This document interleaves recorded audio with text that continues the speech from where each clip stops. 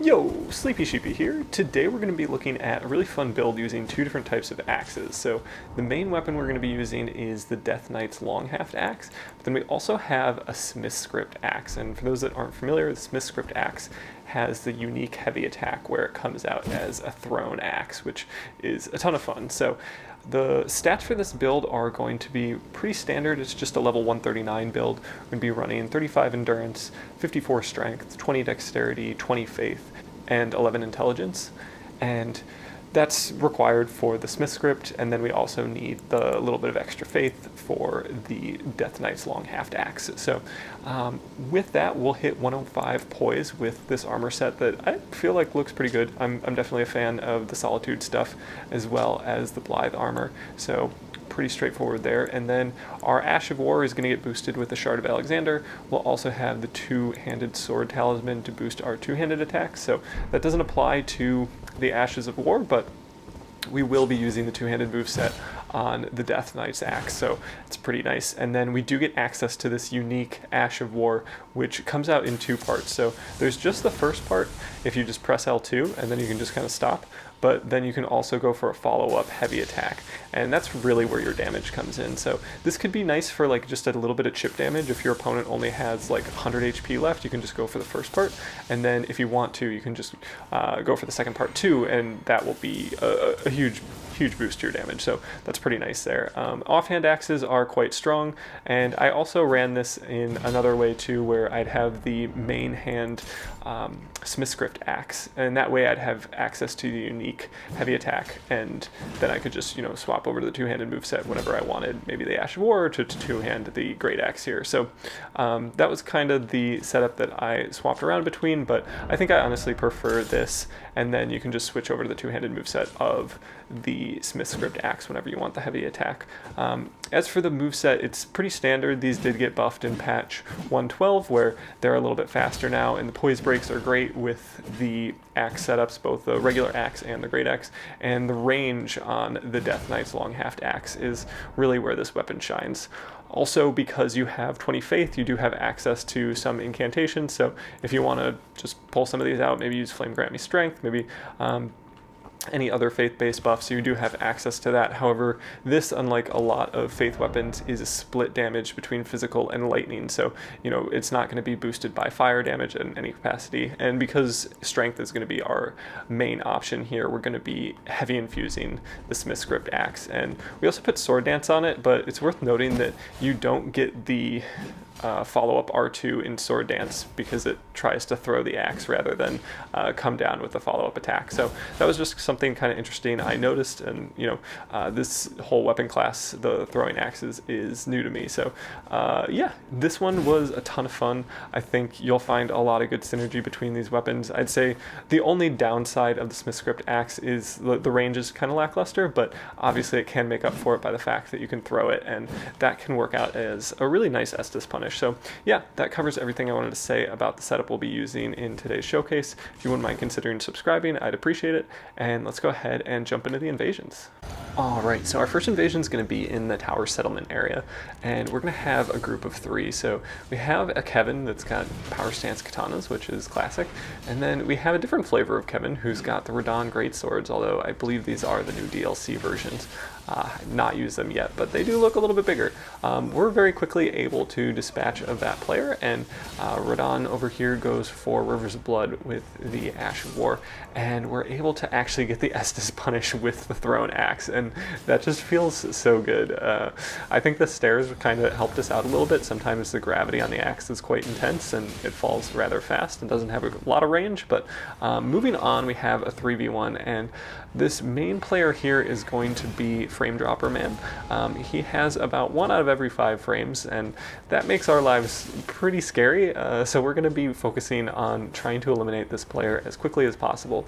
Obviously the other ones are potential threats too, but just not being able to really know where this player is at any given moment is tough. So we do get a successful sleep proc on that player, but unfortunately they do get helped out by one of their co's in the process with that Hoarfrost Stomp style Ash that's quite a bit bigger. It has much bigger hitbox. So for whatever reason, this player decides to Leroy Jenkins it with very little health, and we do manage to get a heavy attack and follow it up with a light attack for a victory over that player, and that bodes well for us. Now we have just 2 players and all of them have frames, and it's a much happier process. So we're going to go ahead and back off a little bit. We're going to heal up here just because it doesn't make sense to run in with half health. We do manage to throw a freezing pot and get one person frost procced, and then we're just trying to find a good opening. Everyone goes for their flasks, and we do manage to land the damage on our Ash of War even if we didn't get the stun while our opponent is falling,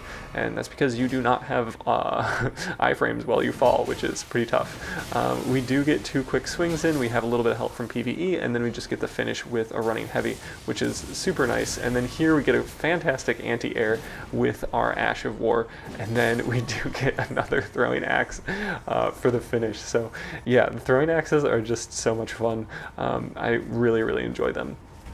Next up we have a 3v1 in the grass, and I feel like playing in the grass is a little bit weird. Like, I feel like my sense of distance is off a bit whenever I invade in this type of area. But we see a player that's running a fingerprint shield, so we're going to swap over to the hammer talisman. We have a decent amount of poise damage with a great axe, and they're just turtling quite hard, so we're just going to do our best to see if we can break their poise and get the guard break, and that'll be really nice. So we do manage to get a jumping light attack and swap over to a music record real quick, and that's part of the reason I always recommend having a music record as a soft swap. Just you don't need to worry about hard swaps. You can get the guard break, you can get the full big damage.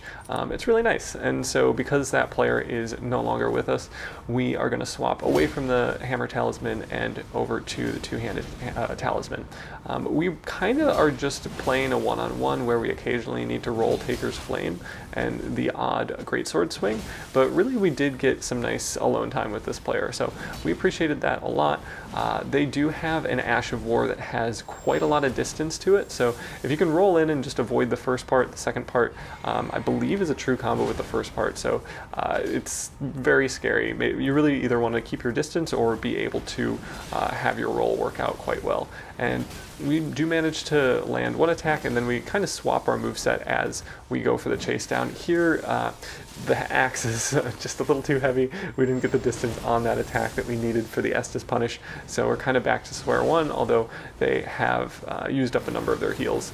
And they also have swapped their moveset to something that we kind of like to see. We're going to be able to trade very well into the moveset on the claws, and you can see just a heavy attack there does most of their HP. We're doing quite well, and I think they realize that they are not in the proper matchup with the fist weapon, so they swap back over to the Colossal Sword.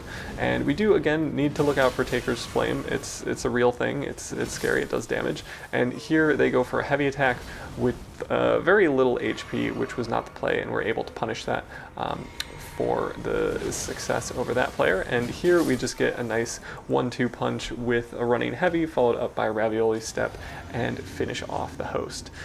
Next up, we're going to be back in the tower settlement area, and we have a nice 3v1 here. So we're going to toss a frost pot, see if we can get these players a little bit aggressive. I'm not going to try to go into a room with 3 people if I can avoid it.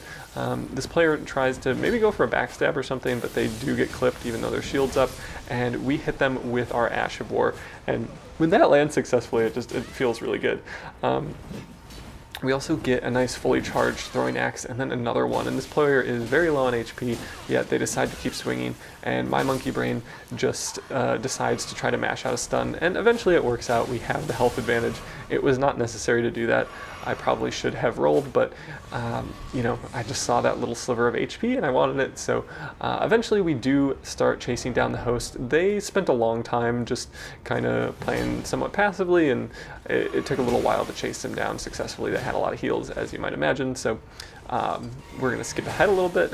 We get a nice running attack as an Estus punish, then a couple nice light attacks. That's another good thing you can do with the Great Axe, is just go for some block canceled light attacks. I mean, it's good for most great weapons, but you just continuously get the first R1 in the R1 chain, and I think that throws players off if they're used to the second one coming out. So next up we have probably the bravest Phantom I've ever seen. They just go full aggro on me. No regard for the PvE, no regard for where their teammates are, and very quickly the hunted becomes the hunter. And here we do have some random R1s coming out from their side. I think I was hoping for a running heavy in that moment, but accidentally just got a regular heavy. And here we do get the nice running heavy that we were hoping for earlier. They go for a turn and burn with a spell, but the trade is really not working out in their favor, and we swap over to the Smith Script Axe and just toss one up the stairs and catch them in the back. So yeah, even if the Smith Script Axe is not the best weapon in the game, it's one of the most satisfying for sure, and I strongly recommend you incorporate it onto your build in some way. Just throwing a throwing axe in Elden Ring, I don't know, it's awesome. There we get an amazing frostbot throw that ends up going straight through their legs, which was quite unfortunate. And here we definitely need to worry about the bleed. Somehow we missed the anti-air with our overhead swing, but our opponent is quite low on health. However, we do need to back off to avoid the big Ashivore coming in behind us. And here we're going to go for our Ashivore. Again, nothing's connecting. I feel like the Ashivore on the Death Knight axe is a little hit or miss, but when it does hit, it is awesome. And here we get just a super random backstab for the finish on the Phantom. We aren't able to time our roll correctly out of there, but that's okay. Now that it's a one-on-one, we feel much better. Just about everything in life. So we go for Sword Dance and do substantial damage. Yeah, this player is not running that much HP. They are enjoying the first light attack in their attack chain there. We go ahead and throw some axes in their direction, roll in, and just grab ourselves a nice juicy backstab, and admire the fact that they had under 800 HP in the Elden Ring DLC. So a bold play for sure from the host, but you know, that's why they have help from friends.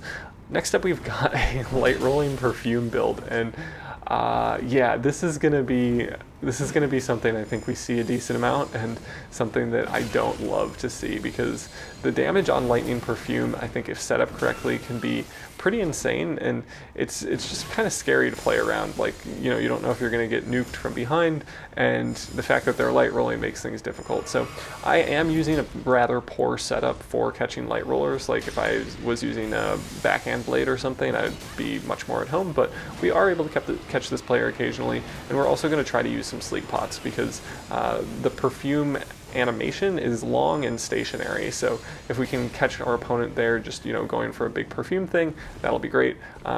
Maybe we'll get them slept and be able to do some big damage. So here we go for our Ash of War, and that's going to be the big damage that we were looking for. So that's another good way to just utilize the forward momentum of that Ash of War, catch up with this player that's going for Perfume, and deliver a nice overhead swing. Now, we do have another random swing coming out from this player with Taker's Flame. We're trying to get some random jump attacks, see how long this axe really is. It's long, but it isn't that long. We get a nice headshot with the Smith Script axe, and then we go for our Ash of War, but we don't have the stamina to go for the follow-up attack, so unfortunately we just get the little bit of HP.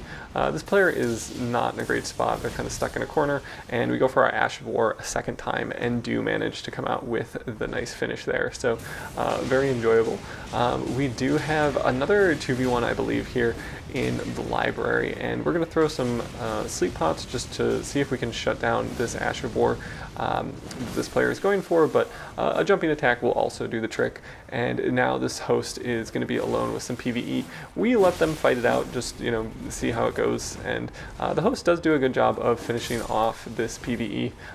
For my respectfulness, my opponent is going to be pulling out Power Stand Ant Spurs with Bloodhound Step, so yeah, you know, no good deed goes unpunished, but I guess I am the one invading, so maybe it's fine, I don't know. But we do have a nice way to just kind of shut down what they're doing. If we can hit them, we'll be able to Hyper Armor through what they've got and do much more damage.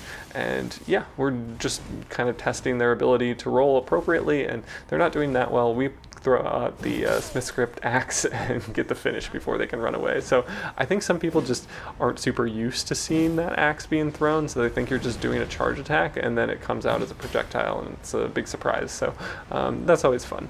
And next up, we do have a 3v1 again in the Tower Settlement. I'm very partial to this place to invade. They're consistent. there's everything you need here. So this is a fairly competent player here with the flail, and they're doing a good job of incorporating their Ash of War at kind of key times. This player with the Colossal Sword is kind of just more Unga Bungaing it. They don't really have much of a plan. So we need to pay attention to both players, I think, equally, because the high damage on the Colossal Sword is scary, but the higher skill level on the flail player is also scary. So we try to get the anti-air for this player, but they end up locking on to the PvE, which I'm not sure if that was intentional or not, but they get pretty low on health. We're wondering if we can go in and get the quick bit of HP, but the Colossal player comes in hot and heavy. We were trying to set up for a backstab there, but we didn't even really get the grab, so it didn't really work out great. We were also kind of just, feeling out the range for the Smith Script axe, and it doesn't quite reach, but we do get the backstab, and then we actually get punished quite severely for it by this player with the flail. So that was a very good play by the flail player. That was a great time to use that specific Ash of War, and really made me regret going for the backstab there. So yeah, definitely like high IQ plays there, and we need to look out for them. So we're going to try to focus them a little bit more here while the player with the Colossal Sword is distracted. And here they pull out a parry shield, and we hit them with an R2, and then do manage to catch them with just a light attack on the Smith Script axe. And we do see some of the Ash of War coming out from the player with the Colossal, but it goes straight into the ground. Sometimes stairs work out in your favor, sometimes like with Waves of Gold they really don't. But yeah, we'll just kind of take what we can get. We go for a nice running heavy attack, catch that player, swap our moveset over to the Smith Script. We do go for Sword Dance, and we get a little bit of an Estus punish for just under 400 damage. And here we were trying to set up a roll-in backstab, but just didn't have the positioning quite right. And we were also trying to go for a jumping heavy, mess it up. They also mess up their jumping attack, but we do get a number of hits in. And this player is really booking it back to the site of grace now, trying to catch up with their friend, which is fair. It's probably a safer place to stand and fight, but they're not interested in standing and fighting. They are more interested in returning to their world. Then we have the host go for Stormhawk Axe. We go ahead and toss in a Sleep Pot as a way to try to punish it. Grab a jumping attack there, and we do throw one more Sleep Pot just because they must be pretty high on the sleep meter. So yeah, we do start aggressing a little bit. They're backing off, and I thought they were going to heal, and I thought I could punish it with an axe, but unfortunately you cannot punish the disconnect with the axe. So moving on to the duel portion of our showcase. Alright, so our next opponent here is going to be a Raptors of the Mist enjoyer. So we're going to be getting hit by some of their attacks here. They're doing a pretty good job of punishing us, but we're going to try to adapt to their strategy. And I get here maybe one of my favorite anti-airs I've ever gotten in Elden Ring. And we go for our Ash of War, we come up with them, and we also come down with them. So yeah, great Raptors of the Mist punish that comes from the Death Knight's long-haft axe. Next up we have a player that's rocking Power Stance Twin Blades. We're going to go for some free aim throws with the Smith Script axes here, and we do a nice instant momentum jump, and we manage to get a nice combo out of a ravioli step into a Smith Script axe, and then just follow it up with an offhand long-haft axe finish. Our next opponent is going to be running Power Stanced Light Greatsword, so we're going to need to look out for their Ash of War. They're going to be going for the Wing Stance Ash of War quite a bit. We go for our Ash of War, and we do try to free aim it, and it doesn't quite connect, but we're able to come in and trade with our offhand weapon and go for a quick attack with our main hand weapon. The range on both the Smith Script axe as well as the offhand axe is quite substantial, and we're able to catch our opponent for a couple quick hits and finish them off with Sword Dance. Now, next up we have another light greatsword player, and this player is going to be definitely pretty good with their movement, trying to keep me guessing here. They go for some heavy attacks, but we're able to just shut things down with the hyper armor of the long haft axe here, and then we go for our Ash of War. We don't get it to connect, and we do get punished for it, but we're able to catch our opponent here and then begin the chase down, just try to keep things a little twitchy, keep them on their toes, and we go for the Smith Script axe a number of times, but they do roll quite successfully, but we do just go for a light attack and finish off our opponent. Our next opponent is going to be running Malekith's Black Blade, and we're going to go ahead and try to get early poise breaks before they get hyper armor frames. That's going to be the main goal. And then as they go for their Ash of War, we're going to throw in a freezing pot, and we do get them frostbitten, which will be nice for the physical damage boost we'll be receiving on our end. And we're just going to try to play it safe. We don't need to rush in too much. They've swapped their weapon over to one of the new DLC greatswords, and we're going to need to definitely be on the lookout for their Ash of War. Their Ash of War comes out in 2 parts, but we also need to be looking out for healing incantations. We give them a little bit too much space, and they punish us for it with a bit of a healing incantation, but we haven't taken any damage yet, and we weren't really planning on it, so we do get the finish, and we give them a wave to say goodbye. Our next opponent is going to be running the most pretty fashion in the game, the full Bull Goat set, and they're going to be going for some hyper armor with their Ash of War on the Crucible Knight Sword, so definitely something to look out for there, and we do get punished for it, but now we're kind of more prepared for it. We're going to go for our Ash of War and use that as a way to try to punish theirs, and I would say it was a decent trade. I'm not sure if I would go for it again, but we do get a Smith Script Axe in there as a nice long distance punish, followed up by a headshot with the Smith Script Axe, and then our opponent starts coming in, going for some jumping attacks, some kind of wild swings, and the Smith Script Axe is pretty nice for just, whiff punishing. If your opponent is swinging a lot, you can just kind of make use of that extra range, and here they go for their Ash of War, but it's kind of too little too late. They don't have enough HP to sustain that hyper armor. Our next opponent is going to be running the Fire Knight's Greatsword, which is currently quite problematic, as it does get a true combo from its first light attack to its second one. So yeah, we're on the back foot pretty early, and we just need to make sure that we don't take too much more damage in the process here. So they go for a poke, we try to punish it with a heavy attack. We do get hit with one of their attacks, but it does happen to be the second one, so we're able to just kind of avoid that damage from the true combo.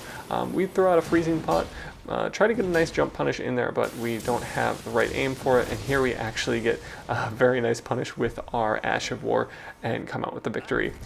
This last and final player is going to be definitely a great sword enjoyer, going for the block. They don't really need a shirt.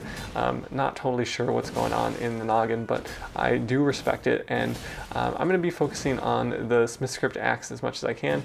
They're going to be blocking quite a bit, which is going to be a bit problematic. We throw out some free aims, and we do get the guard break, followed up by the ravioli step into riposte. So that was a nice moment there. I was just happy with a little bit of fun tech. But that concludes the showcase for today. If you have any questions, definitely let me know in the comments. If you wouldn't mind considering subscribing, I would appreciate it. And yeah, hope you have a good day.